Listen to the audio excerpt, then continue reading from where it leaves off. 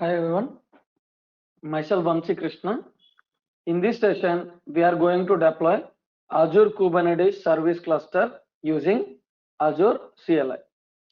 What we will be doing is, we are going to follow Azure documentation, and using this documentation, we are trying to deploy Azure Kubernetes cluster using CLI. And all the instructions were given here, and we are going to use Azure Cloud Shell. Let me go to my Azure account. This is my Azure account, and here in the top you have Cloud Shell. Okay, click on the Cloud Shell.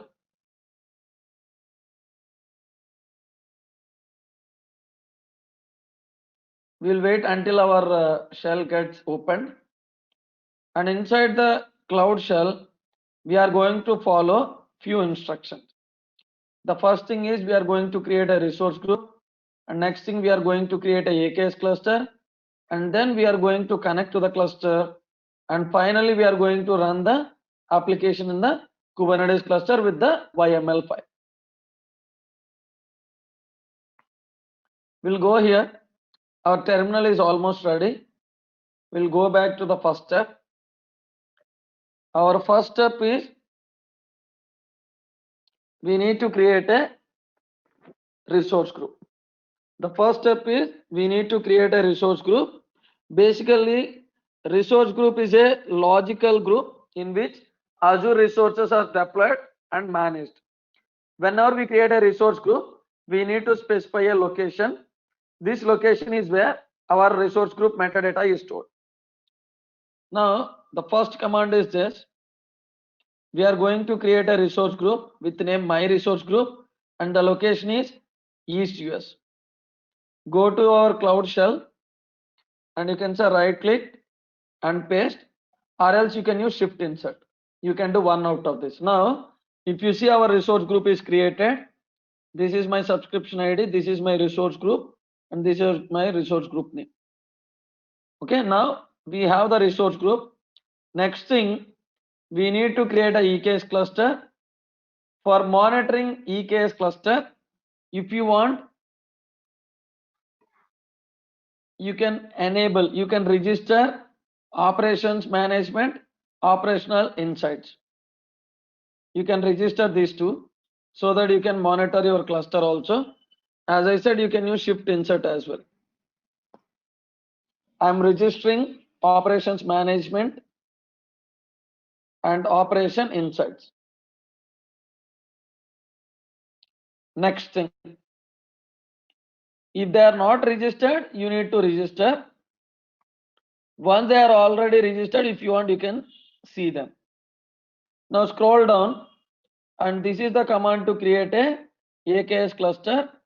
We are just mentioning the resource group and the cluster name, how many number of nodes you want, and we are allowing monitoring, and we are generating SSH keys so that we can connect to the cluster.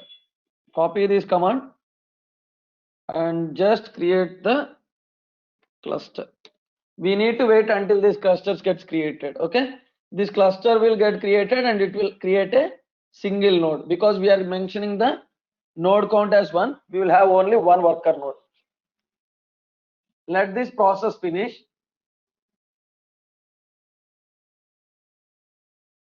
Next thing is, after a few minutes, the command completes and returns JSON formatted information about the cluster. Next thing is, we need to connect to the cluster. To manage a Kubernetes cluster, we need kubectl command line client. If you have Azure Cloud Shell, kubectl is already installed. If you want to install kubectl locally, you can use this command. As we are using Azure Cloud Shell, this will be there already. kubectl will already be there. We don't want to run this command. Next thing, if you want to connect to Kubernetes cluster, we need to configure kubectl command so that it will connect to our Kubernetes cluster. For that, we need to use Azure AKS get credentials, and what is your resource group name and what is your cluster name. so that this command will generate a Kubernetes configuration file which is needed for connecting to the cluster. Copy this command. We'll wait until this gets created. We need to wait until the cluster gets created.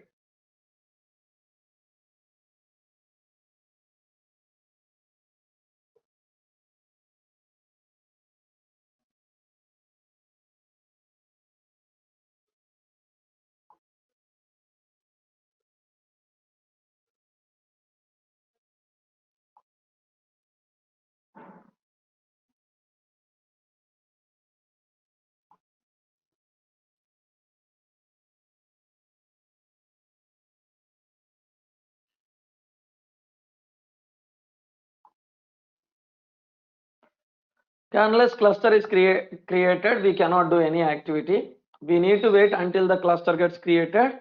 Once the cluster is created, we need to connect to the cluster and then we need to perform the deployments on the cluster. It just takes some time.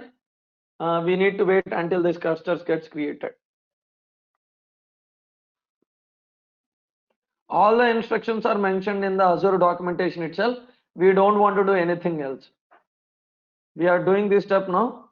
We are waiting for few minutes so that the cluster will get created. I am going to pause the video until it gets created. Our cluster is created. You can see the output. Our cluster is created. Perfect. Now, once we have the cluster, next step is we need to connect to the cluster. And even before this, when we create a AKS cluster, a second resource group also automatically created to store the AKS resources. They have mentioned clearly why two resource groups are needed. When whoever wants, we can go into this documentation and read more. Why are two resource group created with AKS? Next thing is we need to connect to the cluster. To manage a Kubernetes cluster, we need to use kubectl.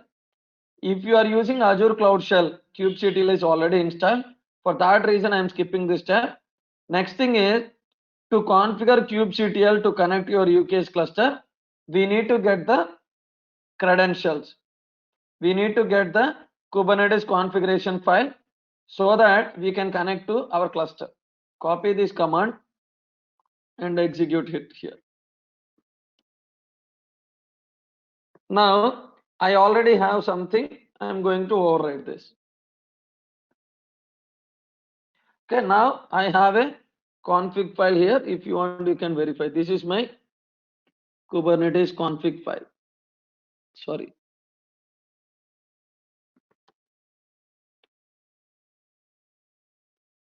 So let me type cat/home.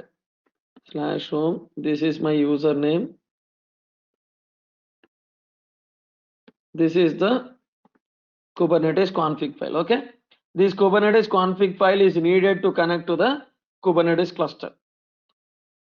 Now, once this is done, you can run kubectl get node. For now, we will see only one node because while creating the cluster, I have mentioned only one node. Node count as one. Now, my node is ready. My node pool is this, and my node is ready. Let me go ahead and do some deployment. And here I have an application. What does it do is it has a Docker image, and the application is Python application, and another application is Redis, and this Python application will connect to Redis. And if you can see this UI, it will come like this. Whenever somebody click on voting, right, it will store that information in the Redis database and it will display those information. Now, whatever the UI we are seeing is a Python application, and the data will be stored in the Redis cache. Now, we have the deployment YAML already. Let us copy this deployment YML, and the file name is this. I already have this file, cat Azure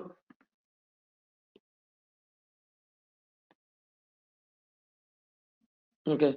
Let us copy this file.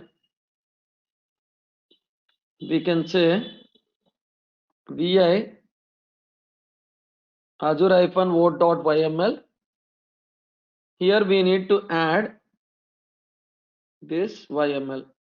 This YML contains Python application followed by Redis. Save this. Now we need to run kubectl apply -f azure-port.yml.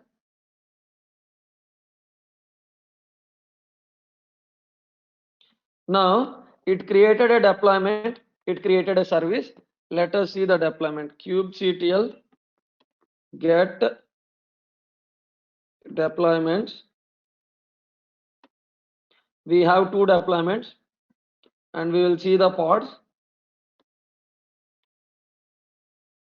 Both the pods are up and running. One pod is running, another pod is getting created.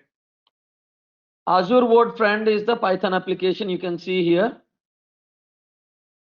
Azure Vote Front is the Python application, and Azure Vote Back is nothing but the Redis application.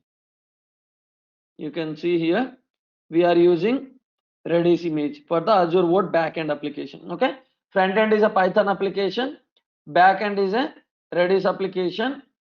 Now let us access the service. We have to get the load balancer IP, and that IP we need to access it from the browser.